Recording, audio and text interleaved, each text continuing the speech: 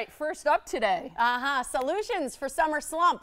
Kids are excited to take a break from school, but it can be stressful for parents who want kids to have fun but also be productive. So, how do you keep your kids occupied and avoid too much screen time? Dr. John Duffy is a clinical psychologist who specializes in parenting, families, teens, and relationships. He is also a best-selling author, speaker, and podcaster. He's also a parent. Would you say you're a perfect parent? I interviewed my son on our podcast recently, and he said we were pretty good. Okay. So we're decent. We did all right. That means you're stellar. if a child says you're pretty good, you're probably stellar. But he's also on the podcast, Yeah. so he kind of has to say it. Yeah. He's the franchise. You Right. know? He knows. I like it. Do you think it's okay to say no to a wedding invitation if you don't want to go? Absolutely. I agree with Tiffany on this 100%. Give a make up a good excuse. I don't necessarily think No, you make up a you good lie. excuse. I don't. The egg thing's not going to work. The grandma thing's not going to work. Maybe Just that say you're you can't otherwise go. occupied. I can't make it. Yeah. You know? Okay, Yes, there you I go. do think that's Just okay. say I'm busy. All right. Okay, I'm busy. I can't go to your I got wedding. a lot going I'm busy. on. I'm super busy. I'm busy. All Okay, summer. let's talk about kids. A month, summer. Kids look forward to it. I mean, this is a break from school, chance to sleep in. They might have a job, but usually it's not, 40, 50 hours a week. Yeah.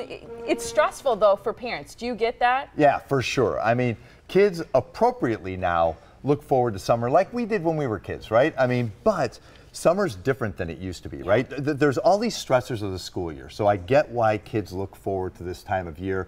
And it's important to get away from those stressors, academic, social, otherwise. I love that. I love that they get this break. But we call it summer vacation still. And with screens available all the time and the basement drawing them, we want them to be more active than that. So I think it's the concept of summer vacation we need to turn on its head a little bit, because that no longer is a viable concept. What is it now? Summer structure? Not totally summer structure, summer break. Okay, summer break from school. All right. Let's call I it like that, not Okay. vacation. Yeah. That's good. So what should summer include for kids? If we're turning it on its head and it's a break, not a vacation, what is it about? So you want a balance between free, open, unstructured time and time where there's actually some commitment to something. I like the idea of camps. I like the idea of jobs. I like the idea of jobs around the house. I like the idea that kids are occupied a lot of the time, because when they're not, they're going to be drawn naturally to some screen or another. Complacency is going to draw them, and that is what we want to avoid to an extent. Yeah. If there's a little bit of screen time, we expect that, right?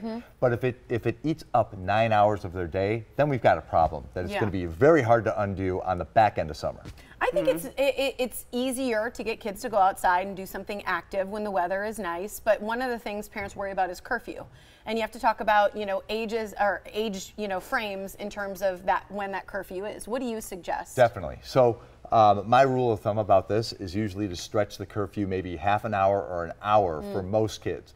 For younger kids, I say keep it as consistent as possible throughout the year. And young kids up through, let's say, 6th grade, like grammar school kids.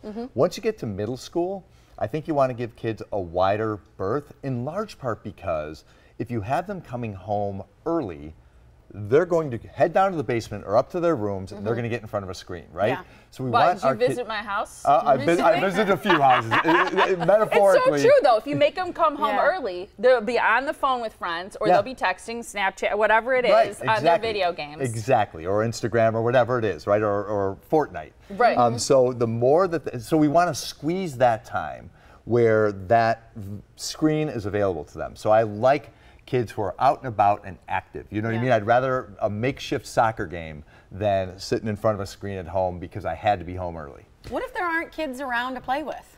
Then what? That's a great question. So that's where I don't mind parents intervening, especially with younger kids, and arranging it. Arranging the play date, or arranging, putting together the game or the outing or whatever it is, because it's that important to get kids out and about and in the habit of doing that.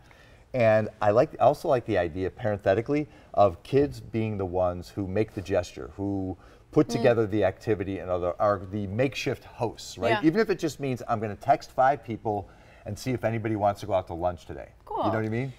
No, when I was in middle school or high school, my parents did not know what I was doing. So let's say I was gone for 4 hours. They didn't know if we went probably from one house to another. Maybe they did, but they certainly didn't know exactly what we were doing each moment. I think today with cell phones, we want to know what our kids are doing. Yeah. Is it fine if kids are in middle school, especially high school, to not know what they're doing or where they're going exactly for the amount of time they're gone? It's a great question. And unless a kid has given you a specific reason that you can't trust them, my bias is to give them a little leeway there, because we had it, right? And that's Yes. part of, these are the years where you want your kids to go out there and make some mistakes, right? Because it's not going to get safer from here, right? It gets riskier once you get to the college years. And so if they're going to make some mistakes, let them make it now. Most kids have phones with them, so if they run into a wall, if you're an available parent, you can say, you can reach out to me. You can let me know if something's going wrong, and I'll be there in a heartbeat. But in the meantime, go and do your thing.